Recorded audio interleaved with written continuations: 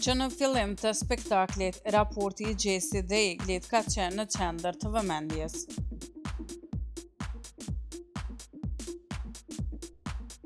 Gjesi ka shprehur dëshirën e tij për të rindërtuar romancën me Eglin, por përballë sfidave emocionale, ai ndjehet i pafuqishëm për të vepruar.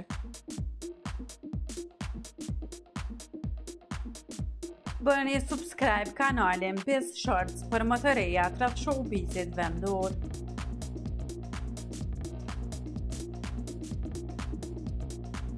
Gjesit i është dashur të përballet me të kaluarën e tij të dhimbshme, e cila i ka ndikuar dhe ka bërë të vështirë rikthimin në marrëdhënie të ngushta me Eglin.